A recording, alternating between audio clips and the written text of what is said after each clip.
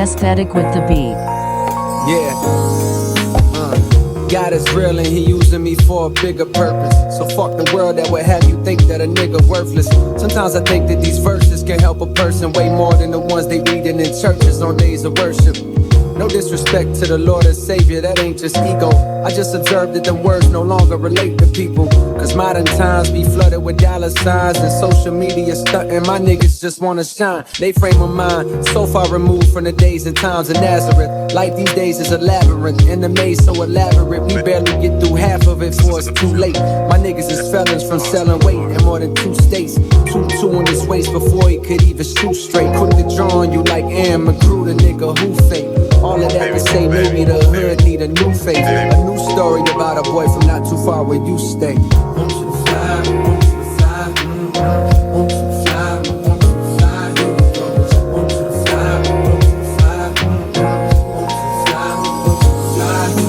His mama was a virgin named Yolanda, and she raised him on her own. After she was disowned, her mama called her a liar, said get the fuck out my home since you wanna be grown. So there she was now, 17 and alone. But this little boy that grew in her stomach made her feel strong. The angels paid her a visit one night and let it be known this was God's child. Woman, behold a miracle. She shed tears cause she never believed in the spiritual, but her heart was pure and she was good. For 18 years she raised him on Section 8 in the cold embrace of the hood. Did the best that she could. The boy was named Javari. Walked with the spirit of his father emanating from body.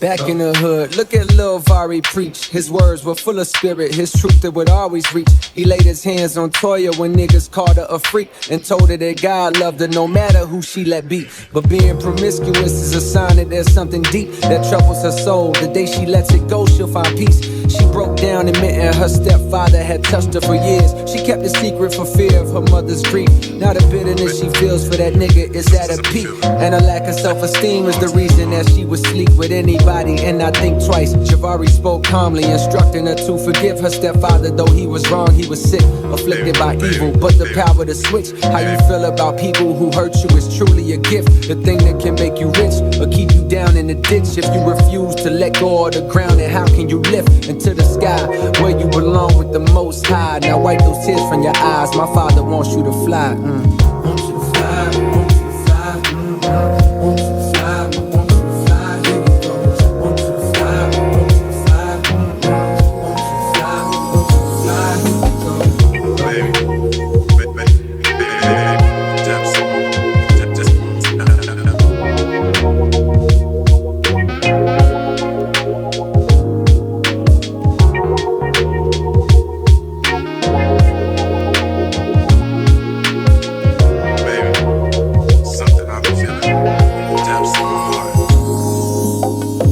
In the hood, Javari built up a following. Niggas put down their pistols eventually and stopped swallowing Molly pills. Instead, now they bodies filled with spirit. 12 little homies soaking up every word that they hearing. The neighborhood done changed in attitude and appearance. Police dumbfounded by lack of crime and they swear it's a fluke. Not knowing the truth that this a miracle. Niggas is waking up, but the powers that be, they fear it. So government keeping tabs on Javari and those who practice adherence to things he teaching. And then comes the interference. They storm the hood, guns out, bust into the house that he slept in. A warrant claiming suspicion of drug possession. Javari sat calmly as if he had been expecting. Heart full of love, even for those who need to oppress him. They told him hands up and he did just as they directed. They fired on him claiming they thought he reached for a weapon. He laid on the floor breathless, blood leaking from his chest, plus a bullet hole through both of his palms. Ain't that a message? The neighborhood was stressing. The son of God murdered and carried away on stretcher, body oppressor. But 3 days later, the coroner pulled a table. And what happened next is like something you see on cable or hear in a fable. He was suddenly able to open his eyes. Look at him rise, the coroner was surprised. Without a word, Javari walked out, went straight to the hood. The people couldn't believe it, they froze right where they stood. As he walked by, shining like a million diamond chains, God flowing from every inch of his frame. He said, hear me out, my niggas, let me be your proof, my father is real. And through love, homie, peace can be found in the veil. I died for you so that one day you would be able to see you a child of God just like me. Hear me out, my niggas, let me be your proof. My father is real, and through love, homie, peace can be found in the veil. I died for you so that one day you would be able to see you a child of God just like me. And